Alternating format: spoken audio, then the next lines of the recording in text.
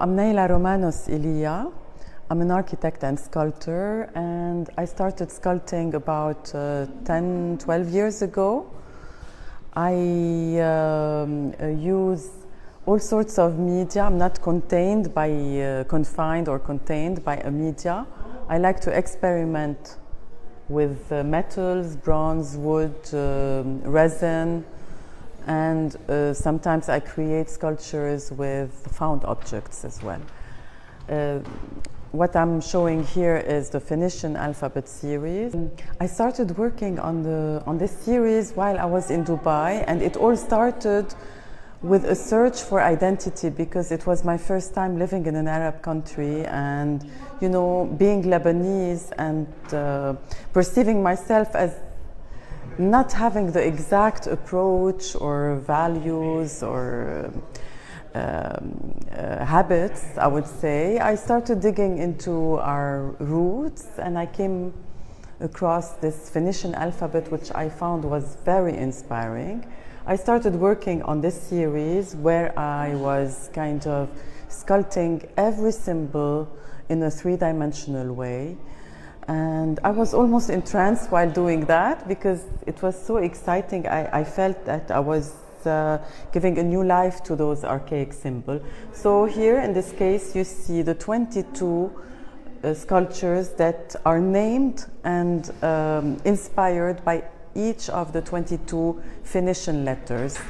And to give a bit of a feedback, the Phoenician alphabet was the first phonetic alphabet that gave rise to the Greek alphabet, which obviously gave rise to the Latin and all the derived languages, as well as the Aramaic and the Arabic. So basically from this alphabet derives most of the languages we speak today. So I found that very exciting, and it gave me some I was proud, kind of, that Lebanon was behind this amazing gift to the world. And I really enjoyed working on this series. After that, I started playing with words, because with letters you create words, and this is where we come here. And this sculpture was the first sculpture from what I called the Scrabble series. The Scrabble as in the Scrabble game, where you have letters, you combine them to create words that exist, have a meaning. And this one is this word is okay, which if you take a look, you can see that the letters are very similar to the Latin letters. You can almost read it in Latin. And I found this fascinating, because suddenly you see the evolution of the languages, and you see very well that those symbols, which are the exact symbols inspired by the Phoenician letters 3,000 years back, could be read as Latin, the Latin O and the Latin K. And Phoenician was read from right to left, so I called this sculpture OK-K-O, because OK is a positive word, it's okay, everything is fine, while K-O in French, in English, knockout, and it became also like, I would say, an international word. Everybody would understand it.